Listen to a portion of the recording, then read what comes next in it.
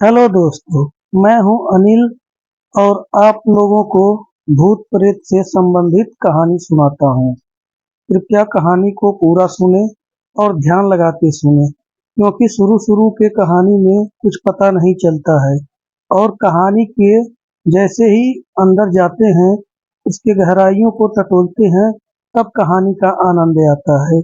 अगर हम दो लफ्ज शुरू में सुन लिए तो उससे हमें क्या आनंद मिलेगा। इसलिए आप लोगों से निवेदन है कि अगर हमारा कहानी आप लोगों के पास पहुंच रहा है तो कृपया कहानी के गहराई तक जाएं और फिर सोचें कि छोड़े कि ना छोड़े। अगर अच्छा लगे तो कहानी को पूरा सुने और नहीं अच्छा लगे तो छोड़ के चले जाएं। मुझे इसमें कोई आपत्ति नहीं है, लेकिन दो शब्द सुनने से आप लोगों को कहानी का पता थोड़ी लग जाएगा, कहानी का आनंद थोड़ी नहीं आएगा। इसलिए कहानी को पूरा सुने। आज की कहानी उमेश की है। उमेश जिला बरेली के रहने वाले हैं और उनका घर एक छोटे से गांव में है। उनके घर की स्थिति कोई अच्छी नहीं थी, क्योंकि कमाने में उनके पिताजी थे जो गांव में मजदूरी करते थे और उमेश दो भाई बहन थे। एक भाई उनसे बड़ा था और एक बहन छोटी थी और एक बहन उससे भी छोटी थी। इन लोगों का जोड़ा जोड़ा था, जैसे दो भाई और दो बहनें। इसलिए घर का खर्चा भी बहुत बड़ा था। अब मैं कहानी उमेश की जुबान में ही सुनाना चाहता हूँ। मेरा नाम उमेश है और आप लोग हमारे परिवार के बारे में तो जान ही चुके हैं। हमारे घर की स्थिति बहुत खराब थी। हमारे बड़े भाई कोई काम नहीं करते थे। हमारे पिताजी गांव में मजदूरी किया करते थे, जिससे हमारे घर का खर्चा पानी चलता था। इसलिए कोई भी काम समय पर नहीं हो पाता था। यहाँ तक कि हम लोगों के कपड़े भी सही तरीके से नहीं हुआ करते थे। तो ऐसे ही मैं एक जगह बैठ के सोच रहा था, तो सोचते सोचते दिमाग में आया कि मैं भी क्यों ना शहर के लिए चला जाऊं। लेकिन किस शहर में जाऊं, मुझे कुछ पता होता नहीं था। शहर का नाम भी उतना पता नहीं था। मेरी उम्र उस समय तकरीबन 13-14 साल की थी और ये कहानी जो आप लोगों को सुनाने जा रहा हूँ, ये कहानी तकरीबन 30 साल पहले की है। इस कहानी को 30 साल हो चुके हैं। तो उस समय इतने बच्चे चालाक नहीं हुआ करते थे। हाँ, होते थे बोलबानी, मतलब गांव घर में रहते थे तो उस हिसाब से उनका चाल चलन जैसा भी होता था आप लोगों को सब कुछ पता है। तो उसी चाल ढाल में मैं भी था। मुझे शहर का नाम नहीं पता था। ये तो पता था कि लोग शहर में कमाने जाते हैं और वहां से जब कमा के आते हैं तो बड़े बड़े रोब झाड़ते हैं। जैसे नए नए लड़के अगर कमाने के लिए गए तो वो तो कहेंगे कि मैं तो वहाँ ऐश करता था, ये करता था, वो करता था। ऐसे ही दोस्तों की बात सुन के मुझे भी शहर जाने की लालसा हो गई और मैं एक दिन अपने घर से निकल जाता हूँ। निकल के स्टेशन का रास्ता पकड़ता हूँ और उस समय मुझे नहीं पता था कि ट्रेन कौन सी कहाँ जाएगी। मैं ऐसे ही एक ट्रेन में बैठ जाता हूँ और वो ट्रेन सीधे कामाख्या के लिए रवाना हो जाती है। मैं किसी तरीके से कामाख्या पहुंचता हूँ और उसके आगे ट्रेन नहीं जाती थी, क्योंकि उस ट्रेन का स्टॉप ही कामाख्या तक था। मैं वहां उतर जाता हूँ और रोने लगता हूँ। वहां मैं देख रहा था कि कई साधु इधर उधर आ रहे थे, जा रहे थे। उसमें से एक साधु की नजर मुझ पर पड़ती है और मुझसे वो आके बात करते हैं कि बेटा क्यों रो रहे हो और यहाँ कैसे आए, तुम्हारे चाल ढाल से तो ये नहीं लगता कि तुम यहाँ के हो।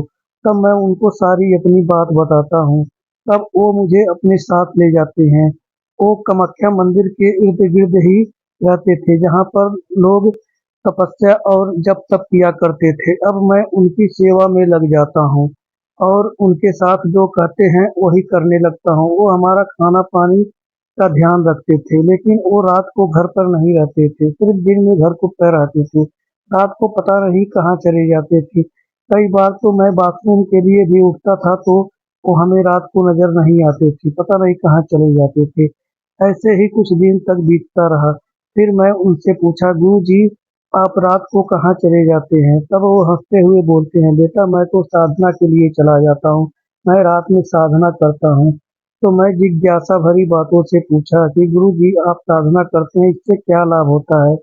तब वो कहते हैं कि बेटा इससे इससे लाभ है और हानि की कोई बात नहीं है, लेकिन जो करते हैं उन्हीं को पता है कि उनको क्या लाभ होता है।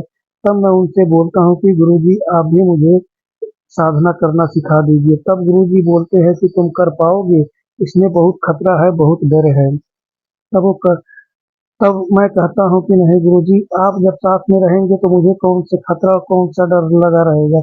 आप सिखाएंगे हम सीखेंगे। अब हमारी बातों पर वो राजी हो जाते हैं, क्योंकि उनके साथ रहते रहते तकरीबन 6 महीना बीत ही चुका था और वो हम पर विश्वास भी करने लगे थे। अब वो हमें तरह तरह की साधना सिखाने लगी। तकरीबन 1.5 साल का समय लग गया और मैं कई सिद्धियां पा भी चुका था। लेकिन इसी बीच मुझे घर की याद आने लगी और घर की जब याद आने लगी तो मैं गुरुजी से कहता हूँ कि गुरुजी मैं घर जाना चाहता हूँ। तब गुरुजी कहते हैं कि बेटा जो सिद्धि शुद्धि करते हैं उनको घर नहीं जाना चाहिए, उनको मोह माया से दूर रहना चाहिए। थोड़े दिन और हमारे पास रुक जाओ और फिर तुम इसी में रम के रह जाओगे। तो मैं गुरुजी से कहता हूँ कि नहीं गुरुजी, मैं एक बार अपने माँ बाप से भाई बहन से मिल के आता हूँ, तब मैं आपके साथ हमेशा के लिए हो जाऊँ साथ रहने लगूंगा और आपकी कहता होके रह जाऊंगा और आपका जो साधना है उसकी भी पूर्ति कर लूंगा। तब गुरुजी कुछ देर सोचने लगे और सोचते सोचते कहते हैं ठीक है बेटा, तुम्हारी मर्जी है, हमारी तरफ से तो तुम जा सकते हो, हम किसी को रोक नहीं सकते। फिर मैं वहां से अपने घर के लिए आ जाता हूँ और हमारे घर वाले देख के हमको बहुत खुश होते हैं। लेकिन मेरा वेशभूषा शहरी जैसा नहीं था। एक छोटा सा झोला था, झोले में कुछ कपड़े थे और कुछ तंत्र मंत्र के सामान थे, जो माला जैसे हो गया, जैसे तिलक तिलक मतलब कई चीजें थी उसमें। उस झोला को मैं अपने घर में किसी को दिखाता नहीं हूँ और कपड़े भी नहीं किसी को दिखाता हूँ। अपने कमरे में जाता हूँ और वहीं टांग देता हूँ। माँ बाप को तो ये खुशी थी कि किसी तरीके से हमारा बेटा हमारे घर वापस आ गया। उसके बाद मैं अपने माँ बाप के साथ ही रहना शुरू कर दिया। मैं तो बाबा को भूल ही चुका था। मैं तंत्र मंत्र भी भूल चुका था, ये भी नहीं मुझे पता था कि मैं सिद्धि किया हूँ। ऐसे करते करते 2-3 साल का टाइम ऐसे ही बीत गया। फिर हमारे पिताजी कहते हैं कि ऐसा कर बेटा, तू तो 2-3 साल घूम के चला आया है, शहर के माहौल में पड़ के, अब तू ऐसा कर शहर चला जा। तो मैं बोला पिताजी शहर तो मैं कैसे चला जाऊं, मैं तो जाके बहुत दुखी था, मतलब उनसे झूठ बोल देता हूँ कि मैं वहाँ बहुत परेशान था इसीलिए तो वापस आ गया। तब कहते हैं कि नहीं, गांव के फलाने आदमी का लड़का जा रहा है वो कमाने के लिए, और वो कहता है कि मैं उस शहर का ठेकेदार हूँ और अपने लड़के को मेरे साथ भेज दो ताकि हमारे साथ कुछ काम धाम करेगा और उसको अच्छा पैसा भी दूंगा और उसको काम भी सिखा दूंगा। तो बेटा मेरा मानना तो ये है कि तू उनके साथ चला जा, और जब चला जाएगा तो कुछ पैसे कमाएगा और तेरा भी मन लग जाएगा, कहीं भटकने की जरूरत नहीं है। मुझे अपने पिताजी की बात अच्छी लगी और मैं उस लड़के के साथ चला जाता हूँ। लड़के को तो मैं बढ़िया से जानता था, वो हमारा एक हिसाब से दोस्त ही था। मैं उसके साथ चला जाता हूँ। अब जब मैं शहर पहुँचता हूँ तो एक जगह वो पेंट पॉलिश का काम करता था। पेंट पॉलिश के काम में आप लोगों को पता है कि कई बिल्डिंगें ऐसी होती हैं कि उस बिल्डिंग में 6-6 महीने तक का भी काम मिल जाता है। ऐसे ही एक बिल्डिंग का काम चल रहा था, वो शहर से थोड़े आउटसाइड में था, वो अकेला ही बिल्डिंग था लेकिन बहुत भारी था। वहाँ रात को कोई रुकता उकता नहीं था, दिन भर काम करते थे और रात को चले जाते थे। लेकिन जब मैं गया तो वहाँ मुझे गार्ड की पर लगा दिया और कहता है, मेरा दोस्त गार्ड के लिए लगा दिया ताकि रात भर मैं वहाँ रखवारी करूँ, कोई सामान वामान यहाँ ना ले जाए। क्योंकि शुरू शुरू में तो मैं पेंट पॉलिश कर नहीं पाता, 2-4 दिन के रखवाली के लिए लगा दिया था। अब मैं वहाँ रात को रहने लगता हूँ, खाना पीना दोस्त के साथ ही खाता हूँ और 2-3 दिन क्या समझ लीजिए कि हफ्ता भर मैं वहीं रात को रहता हूँ, लेकिन मेरे साथ कुछ घटना नहीं घटती है। फिर एक दिन कुछ लेबर जो वहाँ काम करता थे हमारे जैसे, वो कहते हैं भाई तुम रात को यहाँ रहते हो, तुमको डर नहीं लगता। तब मैं बोलता हूँ मुझे किस बात का डर, और मैं किसी का क्या बिगाड़ा हूँ, जो मेरे पास क्या है, चोर चक्का क्या भी लेके जाएगा। तब वो सब कहते हैं कि भाई चोर चक्कों की नहीं, इस बिल्डिंग में सुनता हूँ भूत है और वो भी रात को आती है और जो बंदे को उठा के फेंक देती है, उनके साथ गलत हरकतें करती है। और ऐसे अपने बंदे कई हैं जो उनके साथ ये घटना घट चुकी है। तब मैं कहता हूँ किसके साथ घटी है उसको मेरे सामने ले आओ। तब उसमें से 2 लड़के आते हैं और वो कहते हैं कि भाई साहब मैं भी ये तुम्हारी तरह नवा नवा जब यहाँ आया था तो हमारे ठेकेदार जो हैं मुझे इसी में वो बोल दिए थे कि जब तक तुम काम नहीं सीख जाते तब तक इस जगह की रखवाली करो। और मैं रात को 2-3 दिन बहुत चैन से रहा। और उसके बाद जो ही 2-3 दिन बीतता है और रात आधी गहराती है तो ही हमारे कानों में छन छन की आवाज आती है। मैं सोचता हूँ कि इस वीराने में कौन सी औरत और लड़की घूम रही है। मैं जाता हूँ और देखता हूँ कि एक बड़ी खूबसूरत औरत है और वो हमारे साथ बड़े प्यार से बात कर रही थी।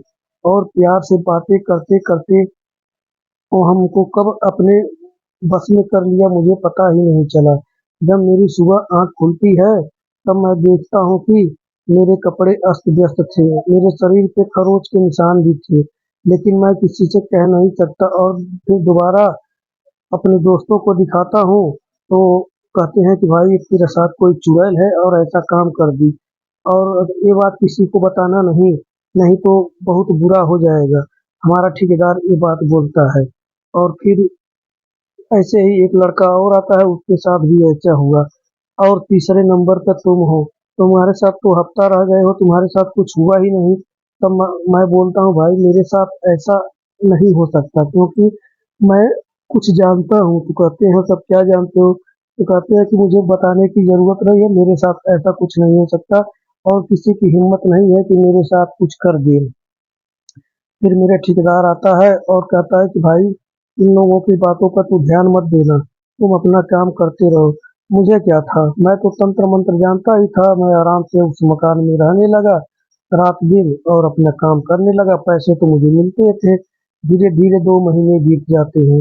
फिर मेरा ठेकेदार एक लड़का और लेके आता है और उस लड़के को कह देता है कि भाई तुम इनके साथ यहाँ पर रहा करो रात को, इनका थोड़ा सा मदद भी हो जाएगा और दोनों मिलके रहोगे तो बातचीत करते रहोगे, टाइम भी पास हो जाएगा।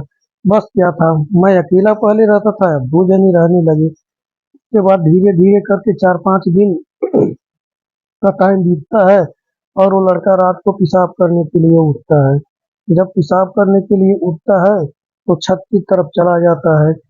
छत पर जाके देखता है कि एक औरत वहां पर लंबे लंबे बालों वाली और अपना दूसरी तरफ मुंह करके खड़ी है। सिर्फ उसके पैर से लेके और सिर तक बाल ही बाल दिखाई दे रहे थे। इतना घना लंबा बाल था कि बस समझ लो कि इतना लंबाई बाल जैसे नहीं साधुओं को होता है वैसे ही उसके पैर नहीं दिखाई दे रहे थे। पैर से सिर तक बाल ही बाल थे, लेकिन मुंह उसका दूसरे साइड सा चेहरा दिखाई नहीं दे रहा था।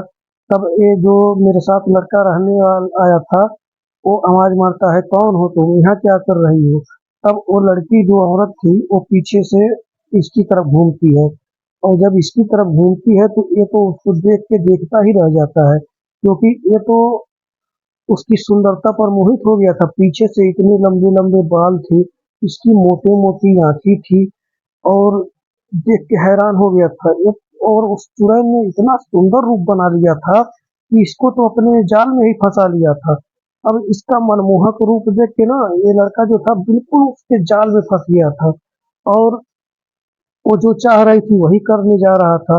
अब इससे वो बातें कर रही थी, बातें तो अब क्या हुआ क्या नहीं हुआ मुझे तो नहीं पता इस टाइम की बात। लेकिन जब मुझे पता लगता है तब की मैं बात बताता हूँ। ये उसके पास जाता है और उससे बातें करने लगता है और वो इसका हाथ पकड़कर और सीढ़ियों से उतरती हुई और सुनसान एरिया की तरफ, अंधेरे की साइड में जो दूसरी साइड में, क्योंकि उस समय तो हमारा ही एक बिल्डिंग था और बिल्डिंग था नहीं, जंगल झाड़ी की तरफ इसको लेके जाने लगी। जब इसको लेके जंगल झाड़ी की तरफ गई तो मैं भी देखता हूँ कि मेरे बगल में ये सोया था और कहाँ चला गया। तो मैं ऊपर जाता हूँ, खोजता हूँ, वो कहीं से कुछ पता वता नहीं लगता। तो मुझे लगा कि कहीं भाग वूग तो नहीं गया है। फिर मैं उधर जाता हूँ, इधर जंगल झाड़ी से उधर जाता हूँ, आवाज लगाता हूँ उसको, तब वहां से कोई आवाज भी नहीं आती है। उसके बाद मुझे मेरे कान में कुछ कराहने की आवाज आती है। कराहने की आवाज आती है तो मैं उधर जाता हूँ तो देखता हूँ कि इसके सीने पर चुड़ैल बैठी हुई है और वो मेरा जो साथी था वो तो बिल्कुल नंगा था और उसके शरीर पे बैठी हुई थी और एक चुड़ैल भी नंगी बिल्कुल थी और पता नहीं उसके साथ क्या कर रही थी। फिर मैं उसको बोलता हूँ कि अरे तू कौन है और हमारे साथी के साथ ऐसा क्यों कर रही है? तब वो बोलती है कि तू जहाँ से आया है वहीं वापस चला जा, क्योंकि मैं तुझे नहीं छू पाई हूँ तो इसका मतलब नहीं है कि तू मेरे साथ जो मर्जी करेगा, ठीक है ना। अगर तू अपनी सलामती चाहता है तो यहाँ से चला जा, ये मेरा शिकार है। तब मैं कहता हूँ कि देख, मेरा शिकार है ठीक है, लेकिन तू घर है तो मेरा साथी ही ना। अब हमारे सामने तू गलत करेगी तो मैं गलत होने दूंगा। तू कहती है कि क्या क्या कर लेगा तू। शायद तू मुझे जानता नहीं है कि मैं कौन हूँ।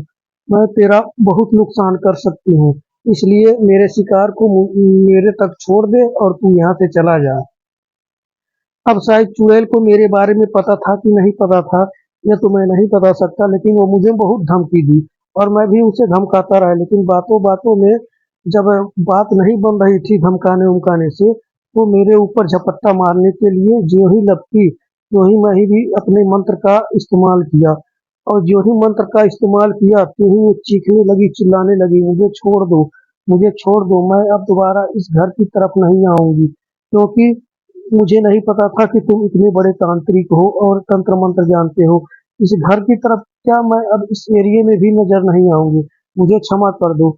और मुझसे वो माफी मांगने लगी। मैं भी उसको क्षमा करता हूँ और आदेश देता हूँ कि मैं जहाँ तक मतलब जहाँ तक मेरा एरिया है, मेरे आदमी जितने भी लेबर चाहे जो भी मजदूर है काम करेंगे, उनको कोई डिस्टर्ब नहीं होना चाहिए और ना ही कोई परेशानी होनी चाहिए। हाँ, हमारे जाने के बाद तू यहाँ आके रहे, चाहे जहाँ मर्जी जा, मुझे कुछ नहीं लेना देना है, लेकिन इस एरिया में तुझे नहीं रहना है।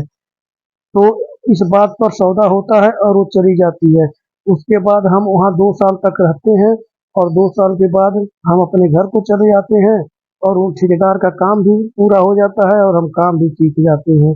और उसके बाद ऐसी कोई घटना नहीं घटी। तो नमस्कार दोस्तों, ये आप लोगों को कहानी कैसी लगी? अगर कहानी अच्छी लगी है तो कृपया चैनल को सब्सक्राइब करें, लाइक करें, कमेंट करें और हमें बताएं कि आप लोगों को कहानी कैसी लग रही है।